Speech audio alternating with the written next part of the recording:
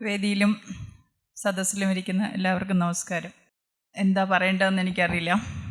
ഞാനൊരു കോട്ടയംകാരിയാണ്.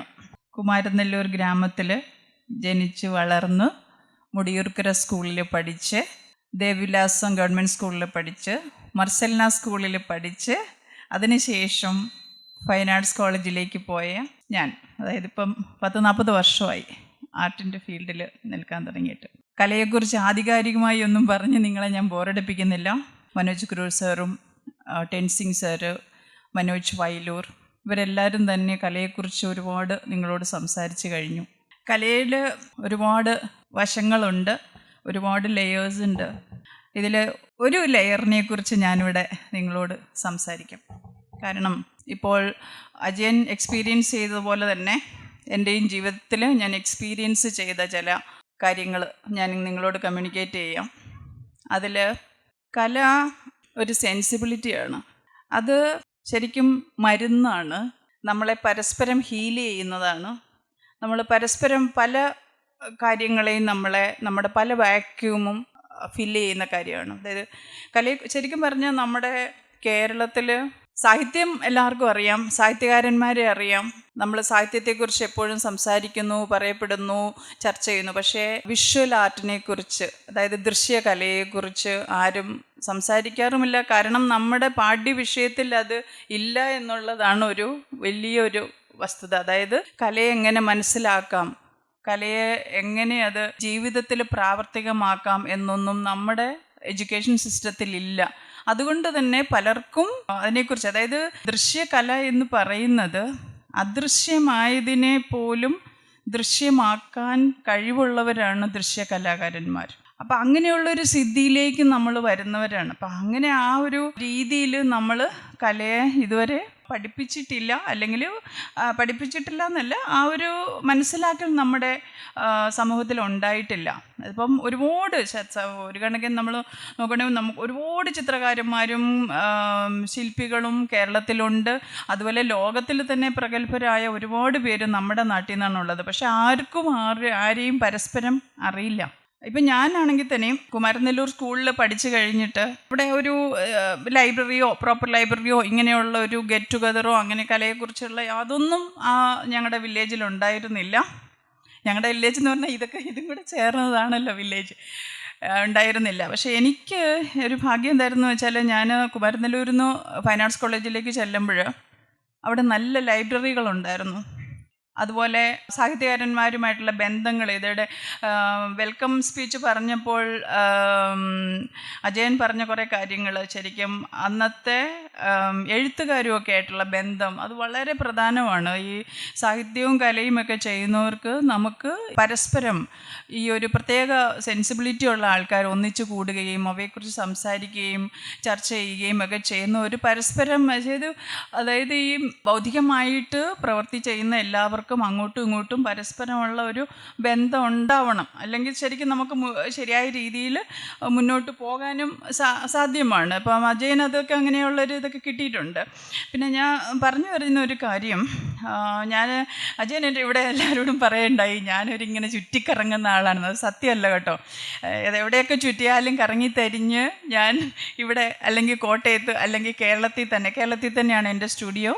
ഇപ്പം അജയൻ ഇപ്പം തുടങ്ങുന്നത് പോലെയുള്ള ഒരു സ്ഥാപനം ഞാനൊരു 2007 ഗൗരി ആർട്ട് ഇൻസ്റ്റിറ്റ്യൂട്ട് എൻ്റെ അമ്മയുടെ പേരിൽ ഒരു സ്ഥാപനം തിരുവനന്തപുരത്ത് തുടങ്ങിയിട്ടുണ്ട്. അവിടെ പുഴയുടെ തീരത്താണ്, കാണി ട്രൈബൽ വില്ലേജ് സെറ്റിൽമെൻറ്റിലാണ് ഇത് ചെയ്തിരിക്കുന്നത്. അവിടെ എന്ന് വെച്ചാൽ മിക്കവാറും ഞാൻ കുട്ടികൾക്ക് വർക്ക്ഷോപ്പൊക്കെ കൊടുക്കാറുണ്ട്. കുട്ടികൾക്ക് മാത്രമല്ല വലിയ ആൾക്കാർക്കുമൊക്കെ വർക്ക്ഷോപ്പ് കൊടുക്കാറുണ്ട്. അതൊരു തെറാപ്പി ആയിട്ടാണ് ഞാൻ ചെയ്യുന്നത്. തെറാപ്പി എന്ന് വെച്ചാൽ ഇത് ചെയ്യാൻ കാരണം, ഈ ഒരു കാര്യം ഞാനിവിടെ പറയേണ്ട ഒരു കാര്യമുണ്ട്. ബിക്കോസ് ഞാൻ ആ ബ്രോഷർ വായിക്കുന്നുണ്ടായി. അപ്പം അജയൻ്റെ ഒരു എയിമും അതാണെന്ന് എനിക്ക് തോന്നി. അതുകൊണ്ടാണ് ഞാൻ അതിനെക്കുറിച്ച് സംസാരിക്കുന്നത്. ഒരിക്കൽ ഞാൻ ഇംഗ്ലണ്ടിൽ ആയിരുന്ന സമയത്ത് വളരെ പ്രശസ്തനായ, നിങ്ങൾ ഗൂഗിൾ ചെയ്ത് നോക്കിയാൽ അറിയാം, കെൻ ഗിഫ് എന്ന് പറഞ്ഞ ഒരു വളരെ പ്രശസ്തനായ ബ്രിട്ടീഷ് ആർട്ടിസ്റ്റിനെ ഞാൻ പരിചയപ്പെട്ടു. അപ്പം അദ്ദേഹമായിട്ട് ഇങ്ങനെ സംസാരിച്ചുകൊണ്ടിരുന്നപ്പം അദ്ദേഹം എൻ്റെ ചിത്രങ്ങൾ കാണുകയും, ചിത്രങ്ങൾ കണ്ടു കഴിഞ്ഞിട്ട് അദ്ദേഹം പറഞ്ഞു, Sajitha, I want to take you to one place. ഇപ്പം ഞാൻ ഒരു സ്ഥലത്ത് എന്നെ കൊണ്ടുപോകാമെന്ന് പറയുന്നു. ഞാൻ പോയത് എവിടെയാണെന്ന് വെച്ചാൽ ഒരു മെൻ്റലി ഇല്ലായിട്ടുള്ള കുറേ ആൾക്കാർ താമസിക്കുന്ന ഒരു സ്ഥലമായിരുന്നു. അവിടെ അവർക്ക് മരുന്നുകൾക്ക് പകരം അവർക്ക് ഏറ്റവും കൂടുതൽ അവരെ കൊണ്ട് ചെയ്യിച്ചിരുന്നത് കലയായിരുന്നു. എല്ലാവരെയും പെയിൻറ്റിങ് ചെയ്യിപ്പിക്കും. എല്ലാവർക്കും പെയിൻറ്റ് ചെയ്യാം. അപ്പോൾ കെൻ ഗിഫ് പറഞ്ഞു എവ്രി വൺ ക്യാൻ പെയിൻറ്റ്. നമുക്ക് എല്ലാവർക്കും വരയ്ക്കാൻ പറ്റും. സ്ത്രീകളാണേലും കുട്ടികളാണേലും എല്ലാവർക്കും വരയ്ക്കാൻ പറ്റും. അവർക്ക് നിങ്ങൾ ഇന്നത് വരയ്ക്കണമെന്നോ അല്ലെങ്കിൽ ഇതുപോലെ വളരെ പെർഫെക്റ്റ് ആയിരിക്കണമെന്നോ കൺസെപ്ച്വൽ ആയിരിക്കണമെന്നോ റിയലിസ്റ്റിക് ആയിരിക്കണമെന്നോ ഇംപ്രഷനിസ്റ്റിക് ആയിരിക്കണമെന്നോ എക്സ്പ്രഷനിസ്റ്റിക് ആയിരിക്കണമെന്നോ അങ്ങനെ ഒന്നുമില്ല. സോ എല്ലാവർക്കും വരയ്ക്കാൻ പറ്റും. അപ്പോൾ അവർക്ക് പേപ്പർ കൊടുക്കുക, കളേഴ്സ് കൊടുക്കുക. അതവർ എന്താ സംഭവിക്കുന്നത് വെച്ചാൽ ഭയങ്കര മാജിക്കലായിട്ടുള്ള ചേഞ്ചസ് ആണ് അവിടെ ഉണ്ടായത്. ഓരോ പേഷ്യൻസും ഇത്രയും ഒരു ഗുളിക കഴിച്ചിരുന്ന മെൻ്റൽ പേഷ്യൻസിൻ്റെ ഗുളികകൾ കുറഞ്ഞ് 1, 2 ആക്കി ആർട്ട് തെറാപ്പിയിലൂടെ മാത്രം. ആർട്ട് തെറാപ്പി എന്ന് പറഞ്ഞാൽ ശരിക്കും അത് ഭയങ്കര പവർഫുള്ളാണ്. അതാണ് ഞാൻ പറഞ്ഞു വന്നത്, കല ഒരു വലിയ മരുന്നാണ്. ഇത് എൻ്റെ ഇവിടെ എക്സ്പീരിയൻസ്. അപ്പം ഞാനും ഇതുപോലെ ഒരു 98 ഒരു രോഗിയായിരുന്ന ആളാണ്.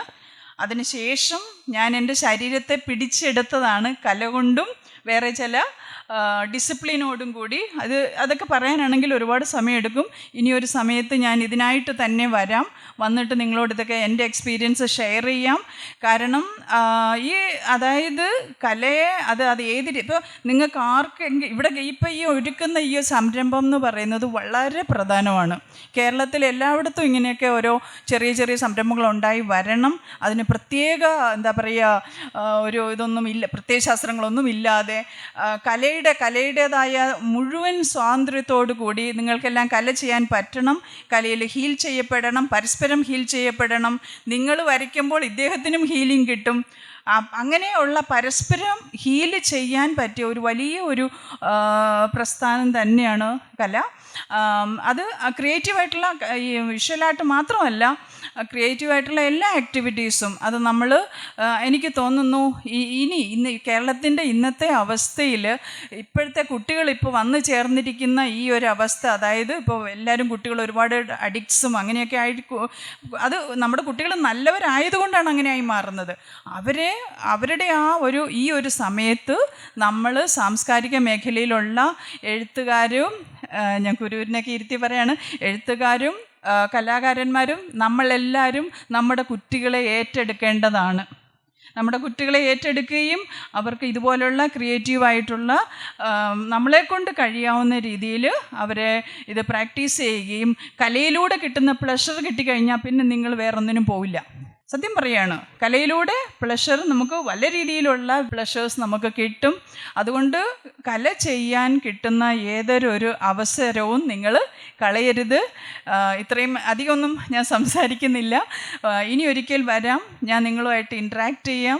എൻ്റെ ബാല്യകാലം ഇവിടെ കോട്ടയമാണ് ഞാൻ ജനിച്ചത് വളർന്നത്, ഇതെല്ലാം ഒരുപാട് കാര്യങ്ങൾ പറയാനുണ്ട്. വീണ്ടും ഒരു സമയത്ത് വന്ന് നിങ്ങളോടെല്ലാം സംസാരിക്കാം. നിങ്ങളെല്ലാം ബോറടിച്ചിരിക്കുകയെന്ന് എനിക്കറിയാം. വന്ന് നമുക്ക് ഒരുമിച്ച് വർക്ക് ചെയ്യാം. ഇതുപോലുള്ള വർക്ക്ഷോപ്പുകൾ ഇപ്പം ഞാൻ വരയ്ക്കുന്ന കലയല്ല ടെൻസിങ് ജോസഫ് വരയ്ക്കുന്നത്. ഇപ്പം നമ്മൾ ആരും വരയ്ക്കുന്ന എല്ലാവർക്കും ഒരു പ്രത്യേകത എല്ലാവരും പല രീതിയിലുള്ള സിദ്ധികളും പല രീതിയിലുള്ള പ്രത്യേകതകളും ഉള്ളവരാണ്. അപ്പോൾ അതുകൊണ്ട് നമുക്ക് പരസ്പരം കലയുമായിട്ട് ഒന്നിച്ച് നിന്ന് വർക്ക് ചെയ്ത് മുന്നോട്ട് പോകാം. വീണ്ടും വരാം. നന്ദി. Thank you.